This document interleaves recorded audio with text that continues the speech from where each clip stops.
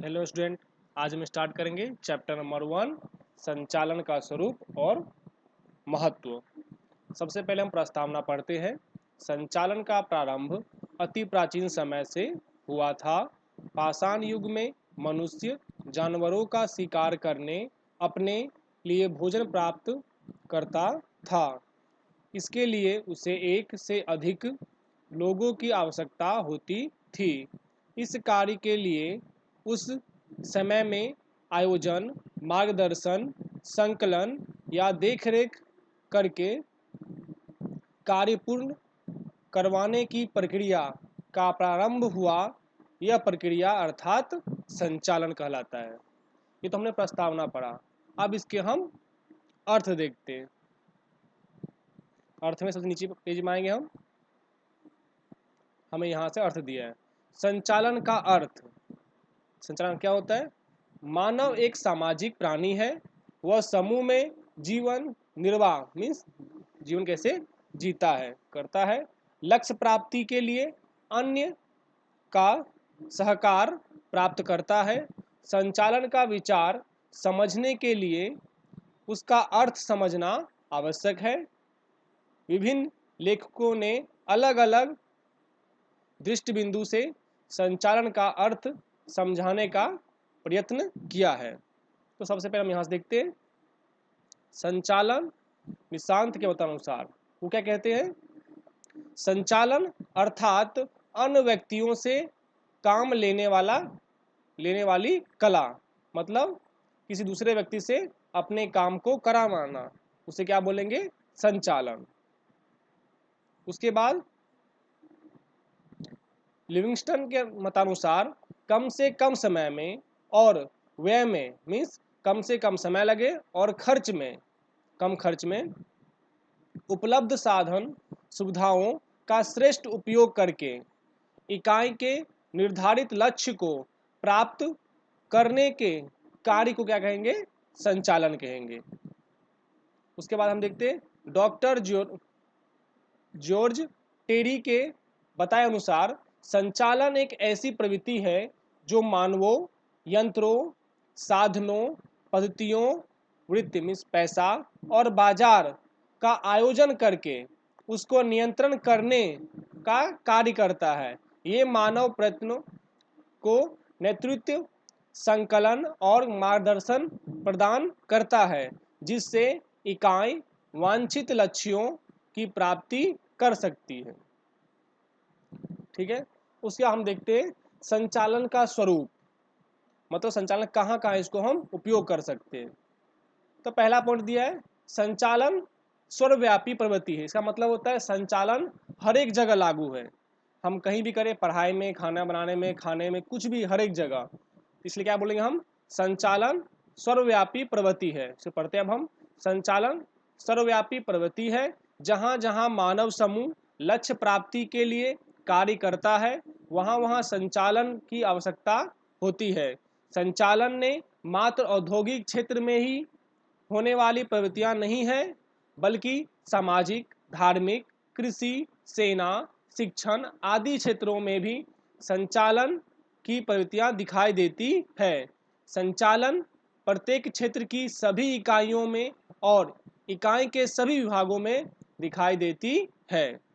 दूसरा पॉइंट है उद्देश्य लक्ष्य प्रवृत्ति।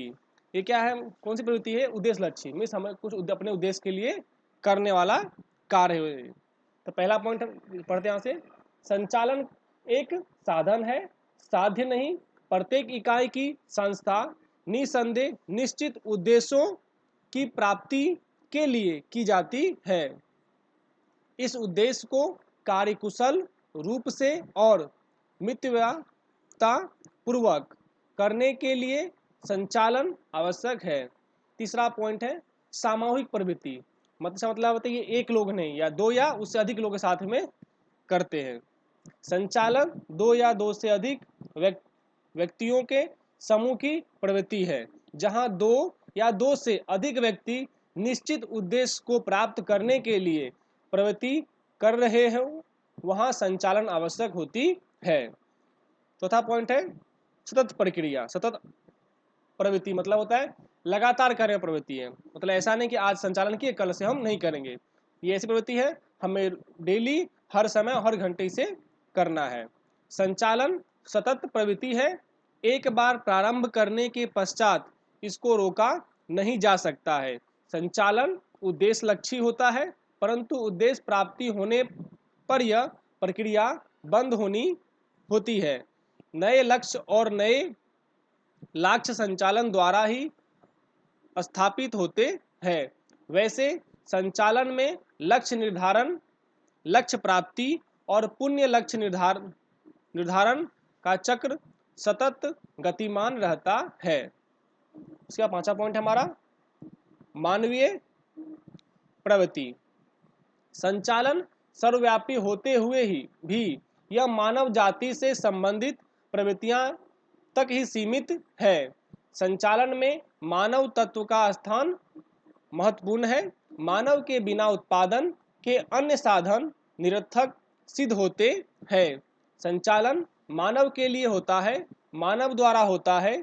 संचालन में मानव केंद्र स्थान पर होता है, इसलिए यह मानव के लिए मानव द्वारा होने वाली मानवीय प्रवृत्ति है।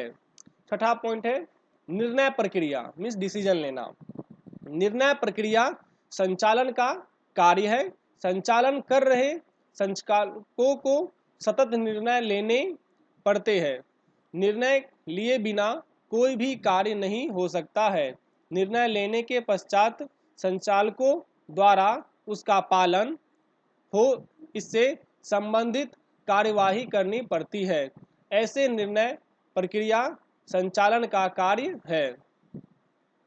7वां पॉइंट हमारा विज्ञान, कला और व्यवसाय। इसका मतलब है संचालन विज्ञान भी है, कला भी और व्यवसाय भी है। विज्ञान की तरह संचालन में निश्चित नियम का सिद्धांत होते हैं, जिससे कितने लेखक संचालन को विज्ञान के रूप में पहचान कराते हैं। संचालन में मानव तत्व महत्वपूर्ण होने से उनमें काम लेने के लिए व्यक्तिगत योग्यता, बुद्धि, चतुराई, सूझबूझ आदि की आवश्यकता होती है, जिससे काम लेने की कला के रूप में जाना जाता है। आधुनिक व्यावसायिक इकाई का संचालन शिक्षण प्राप्त निःसंस्थान संचालन वर्ग को सौंपा जा सकता है। आधुनिक समय में वकील, डॉक्टर, चार्टर्ड अकाउंटेंट की तरह संचालकों ने भी व्यवसायी स्वरूप धारण कर लिया है। इस बात से स्पष्ट होता है कि संचालन यह एक व्यवसाय है। प्रथम संचालन का महत्व। आधुनिक युग में संचालन का अत्यधिक महत्व है। किसी भी क्षेत्र की प्रवृत्तियां की सफलता या असफलता का आधार उसके संचालन के ऊपर आधारित होता है। संचालन चाहे कितने ही आधुनिक और पर्याप्त प्रमाण में हो, यदि संचालन अयोग्य हो तो उस संसाधन का उचित उपयोग नहीं हो सकता है। यंत्रों की व्यवस्था हो, परंतु व्यवस्था में कोई कमी हो, उत्तम कर्मचारी व्यवस्था होने पर भी यदि उसका संचालन योग्य ना हो तो इकाई असफल सिद्धि होती है। संचालन के महत्व का विचार निम्न बातों से स्पष्ट होता है। 5 पॉइंट देखते हम इसके महत्व। पहला पॉइंट है प्रत्येक क्षेत्र में आवश्यक।